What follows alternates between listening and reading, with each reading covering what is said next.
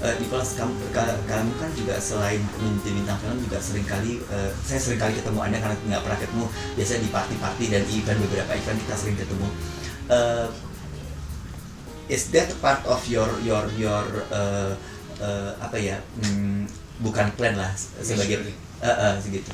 Enggak juga sih, sebenarnya semuanya natural banget ya. Maksudnya gitu, kalau misalnya saya pikir I'm in the mood for this, or saya diundang dengan maksudnya sepertinya acara yang menarik, saya datang.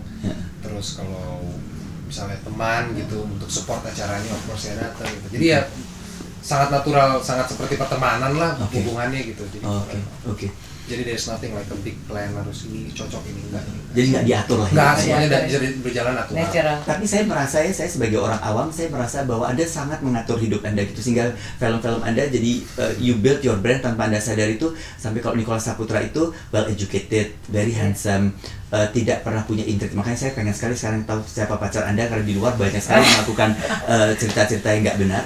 Tetapi sekarang ini saya pengen tahu apakah Anda seorang homoseksual, Anda biseksual, ada yang bilang bahwa Nicholas Saputra itu disimpan sama tante-tante, dan lain sebagainya. But sebelum Anda menjawab pertanyaan saya pengen tahu bagaimana ketika Anda masuk ke dunia yang sangat lifestyle itu, Anda lihat the hedonism of life gitu ya, it does affect you atau tidak gitu? Apakah bagaimana Anda bisa menjaga bahwa Anda tetap hanya pakai sepatu Converse? Saya nggak tahu di Converse benar apa enggak, tetapi masih hidup dalam kesederhanaan, sementara orang itu berpacu-pacu untuk tidak sederhana gitu. How could you keep this?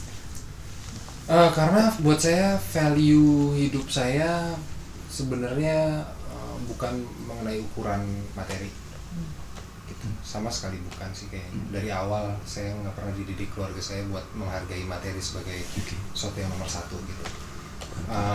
Punya banyak teman lebih valuable daripada punya banyak uang.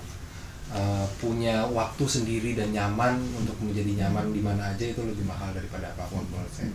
Jadi ya apa ya, dengan hingar-bingar hedonism segala macam ya saya nggak terganggu sih biasanya. Jalanin aja gitu ya. Maksudnya kadang-kadang bisa berbaur juga, itu udah maksudnya apa ya? Bukan berarti saya menolak sih.